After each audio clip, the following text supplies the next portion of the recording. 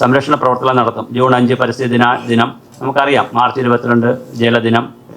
ഇങ്ങനെ നടത്തുന്നതിൻ്റെ ഭാഗമായി തീരദേശത്തെ സംരക്ഷിച്ച് നിർത്തുന്നതിൻ്റെ ഒരു ആവശ്യകത പൊതുജനങ്ങളെ അറിയിക്കുന്നതിന് വേണ്ടിയും സമൂഹത്തിലെ സമസ്ത ജനവിഭാഗങ്ങളെ അതിനകത്ത് കൊണ്ടുവരുന്നതിന് വേണ്ടിയിട്ടാണ് സെപ്റ്റംബർ 20 ഇത്തരത്തിലൊരു സമുദ്ര തീരത്തിൻ്റെ ശുചീകരണം നടക്കുന്നത്.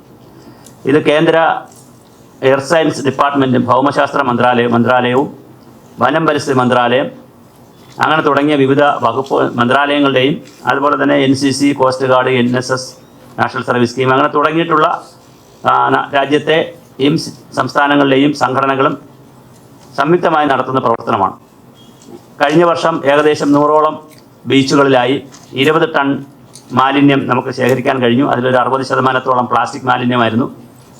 അതുപോലെ തന്നെ ആ പരിപാടിയിൽ ഈ പറഞ്ഞ സംഘടനകളെല്ലാം പങ്കെടുത്തിരുന്നു. ധാരാളം വിദ്യാർത്ഥികളും പൊതുജനങ്ങളുമൊക്കെ പങ്കെടുത്തിരുന്നു. തീരദേശമായതുകൊണ്ട് തന്നെ പള്ളി സംഘടനകളും അവിടെ അതുമായുള്ള വിശ്വാസി സമൂഹവും നന്നായി ഇതിൽ പങ്കെടുക്കുന്നുണ്ട്. ഈ വർഷവും കഴിഞ്ഞ വർഷം ഒരു 10,000-ഓളം പേർ പങ്കെടുത്തിരുന്നു. ഈ വർഷവും സെപ്റ്റംബർ 20 രാവിലെയാണ് ഈ പരിപാടി നടത്തുന്നത്. 2 മണിക്കൂർ സമയമാണ് ഉണ്ടാവുക. 8 മണി മുതൽ 10-11 മണി വരെ സമയം ഉണ്ടാവും. പ്ലാസ്റ്റിക് മാലിന്യങ്ങൾ പരമാവധി നീക്കം ചെയ്യും, മറ്റു മാലിന്യങ്ങൾ മാറ്റും. അപ്പോൾ സ്വാഭാവികമായിട്ടൊരു ചോദ്യമുണ്ട്, ഇങ്ങനെ ഒരു ദിവസം ചെയ്തതുകൊണ്ട് മാത്രം മലിനീകരണം ഒഴിവാക്കാൻ കഴിയുമെന്നൊരു ചോദ്യം പല കോണുകളിൽ നിന്ന് വരാറുണ്ട്. പക്ഷേ നമുക്ക് പ്രതീകാത്മകമായി സമൂഹത്തോട് പ്ലാസ്റ്റിക് വലിച്ചെറിയരുതെന്നും, കാരണം കടൽ തീരത്തുള്ള ആളുകളല്ല ഇത് മലിനപ്പെടുത്തുന്നത്, കരയിലൊക്കെ വീഴുന്ന പ്ലാസ്റ്റിക്കും ഉൾപ്പെടെയുള്ളവ തോടുകളിലൂടെയും നദികളിലൂടെയൊക്കെ കടൽ തീരത്ത് എത്തുന്നുണ്ട്. പിന്നെ ടൂറിസ്റ്റുകളും കൊണ്ടിടുന്നതുമുണ്ട്. ഇതിനെതിരെയുള്ള വലിയൊരു ജനകീയ അവബോധം ഉണ്ടാക്കുക എന്നുള്ളതാണ്. ഇത് 3 വർഷമായി സംസ്ഥാനത്ത് നടന്നു വരുന്നു. 1996 മുതലാണ് അന്തർദേശീയ തലത്തിൽ ഇങ്ങനെ ആഹ്വാനം വരികയും UNEPയുടെ നേതൃത്വത്തിൽ സമുദ്രതീര ശുചീകരണം നടക്കുകയും ചെയ്യുന്നത്. കേരളത്തിൽ ഇത് നടപ്പിലാക്കുന്നതിന് വേണ്ടി വളരെ പ്രമുഖരായിട്ടുള്ള വ്യക്തിത്വങ്ങളെ വെച്ചുകൊണ്ടുള്ള സംസ്ഥാന തലത്തിലുള്ള ജില്ലാ തലത്തിലുള്ള സ്വാഗത സംഘം രൂപീകരിച്ചിട്ടുണ്ട്.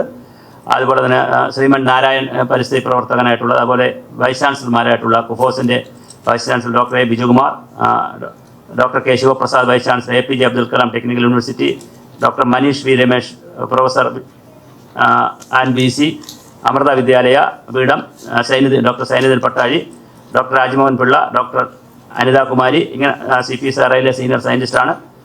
ഇങ്ങനെ തുടങ്ങിയിട്ടുള്ള വളരെ പ്രമുഖരായ കുറേ വ്യക്തിത്വങ്ങൾ ചേരുന്ന ഒരു സംഘാടക സമിതി രൂപീകരിച്ചിട്ടുണ്ട്. ഇതിൻ്റെ ചെയർമാനാണ് ഞാനെന്ന് സൂചിപ്പിച്ചു. അതുപോലെ ജനറൽ കൺവീനറുണ്ട് സുധാകരൻ, അദ്ദേഹം ഇന്ന് അത്യാവശ്യമുള്ളതെന്ന് വരാൻ കഴിഞ്ഞിട്ടില്ല. പിന്നെ സനൻ സുരേന്ദ്രൻ, പിന്നെ അതുപോലെ തോമസ് ലോറൻസ്, അദ്ദേഹം വെറ്റ്ലാൻഡുമായി ബന്ധപ്പെടുത്തി നിരവധി പ്രവർത്തനങ്ങൾ ചെയ്യുന്ന വ്യക്തിയാണ്. അങ്ങനെ ഇത്തരത്തിലുള്ള വളരെ ഗൗരവമായ ഒരു പ്രവർത്തനമാണ് കേരളത്തിലെ എല്ലാ കോസ്റ്റുകളിലും നടക്കുന്നത്.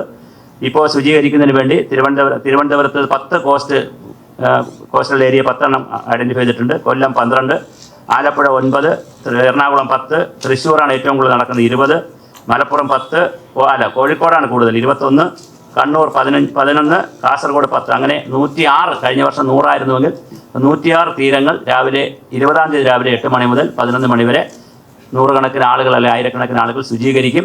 അപ്പോൾ ഇതിൻ്റെ വാർത്ത ഇന്നിപ്പോൾ നമ്മൾ പറയുന്നതിൻ്റെ ഒരു പ്രാധാന്യം വരും ദിവസങ്ങളിൽ മുന്നേയും പരിപാടിക്ക് മുമ്പേ കൊടുത്താൽ മാത്രമേ ആളുകൾക്ക് ഇതിൽ പങ്കെടുക്കാൻ കഴിയുകയുള്ളൂ.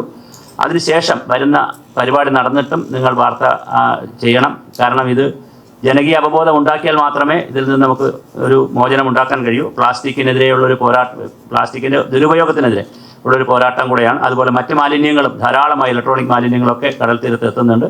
അപ്പോൾ സ്വച്ഛമായ തീരം, സുരക്ഷിതമായ സമുദ്രം എന്നതാണ് അതിൻ്റെ മുദ്രാവാക്യം. ഞാൻ ദീർഘിപ്പിക്കുന്നതിൽ ഒരു കാര്യം പറഞ്ഞുകൊണ്ട് അവസാനിപ്പിക്കാം. നാം സ്കൂളിലൊക്കെ കോളേജിലൊക്കെ പഠിച്ചിട്ടുള്ളത്, പ്രത്യേകിച്ച് സ്കൂളിൽ പഠിച്ചിട്ടുള്ളത്, നമുക്ക് ഓക്സിജൻ തരുന്നത് മരങ്ങളാണ് എന്നാണ് നാം പഠിച്ചു വച്ചിരിക്കുന്നത്. അങ്ങനെയാണ് പഠിപ്പിക്കുന്നത്. പക്ഷേ 75% ഓക്സിജൻ നമുക്ക് കിട്ടുന്നത് കടലിൽ നിന്നാണ് എന്ന് നമുക്ക് മനസ്സിലാവേണ്ടതുണ്ട്. അതുപോലെ തന്നെ 2050 ആകുമ്പോൾ ഇതാണ് പോക്കെങ്കിൽ, ഇതാണ് കണക്കെങ്കിൽ UNEPയുടെയൊക്കെ പഠനങ്ങളനുസരിച്ച് ശാസ്ത്ര സമൂഹം പറയുന്നത് 2050 ആകുമ്പോൾ 50% പ്ലാസ്റ്റിക്കും പിന്നെ 50% മത്സ്യം ഉണ്ടാവുക.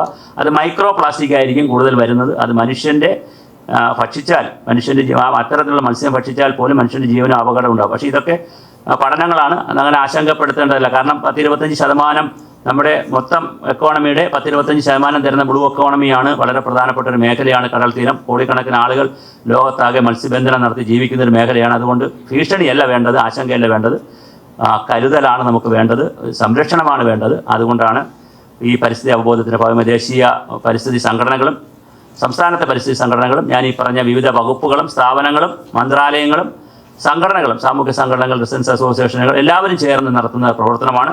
മാധ്യമപ്രവർത്തകരെ 2 തരത്തിൽ ഞങ്ങൾ ക്ഷണിക്കുന്നു. ഇതിൻ്റെ പ്രചാരകരാകണം. അതുപോലെ തന്നെ ഈ പരിപാടിയിൽ പേഴ്സണലായി പങ്കെടുക്കാൻ നിങ്ങളും നിങ്ങളുടെ സുഹൃത്തുക്കളും എല്ലാം പങ്കെടുക്കണം. ഇതൊരു സോഷ്യൽ വെഞ്ചർ എന്നുള്ള നിലയിൽ എല്ലാവരെയും ഞങ്ങൾ സ്വാഗതം ചെയ്യുന്നു. ഇതാണ് ആമുഖമായി പറയുവാനുള്ളത്.